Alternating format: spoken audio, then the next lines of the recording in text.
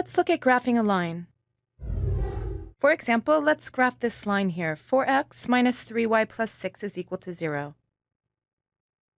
Now, there are a few different approaches to graphing a line. The first approach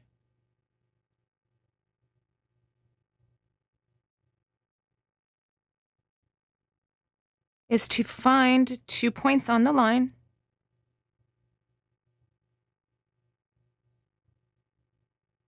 Plot these points, and then connect them with a straight line.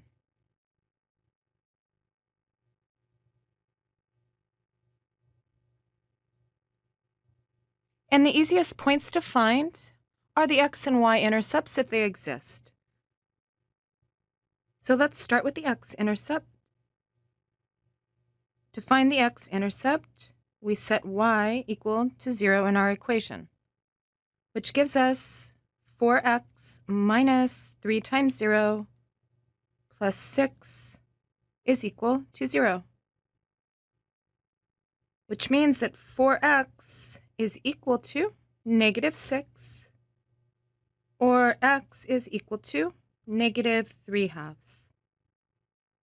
So negative 3/2 is our x-intercept, which means this point, negative 3/2, 0, lies on our graph. And to find the y-intercept, we set x equal to 0 in our equation, which gives us 4 times 0 minus 3y plus 6 is equal to 0.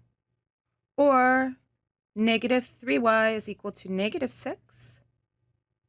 Or y is equal to 2, which is our y-intercept, which means this point, 0, 2, also lies on our graph. All right, so let's plot these points. So let's say that this is the y-axis, and this is the x-axis. Let's say this is 1 and 2, and this is negative 1, negative 2. Our x-intercept is here at negative 3/2. That is, this is the first point. Negative 3/2, 0. And our y-intercept is 2. So this is our second point here. 0, 2. And connecting these points with a straight line gives us the line we're looking for. All right, what about the second approach? We are still starting with the same equation, namely 4x minus 3y plus 6 is equal to 0. But with the second approach,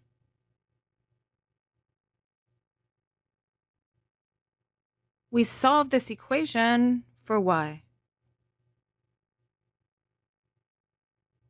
And the reason this will help us is because it's a fact that when we solve a linear equation for y, and we get y is equal to mx plus b, then the coefficient of x here, or m, is the slope of the line. And this constant here, b, is its y-intercept.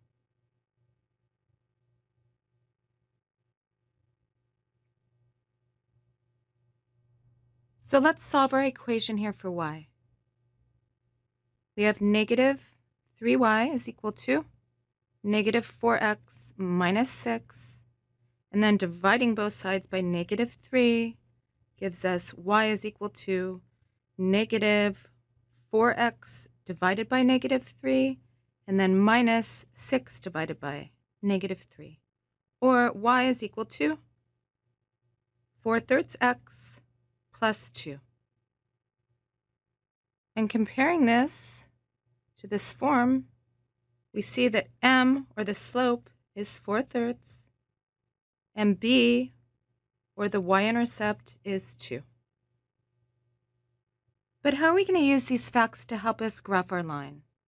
Well, remember that if the slope is 4/3, then either the run is equal to 3 and the rise is equal to 4, or the run is equal to negative 3, and the rise is equal to negative 4, because in either case, rise over run, or the slope, will be 4/3. So what we can do is plot our y-intercept of 2. So let's say this is the y-axis, and this is the x-axis. And let's say this is 1, 2. So here's our y-intercept at 2. And let's do it the second way here. Let's let the run be negative 3 and the rise be negative 4. So let's say that this is negative 1, negative 2, negative 3. And this is negative 1, negative 2. And so from our y-intercept of 2, we go to the left 3, and down 4.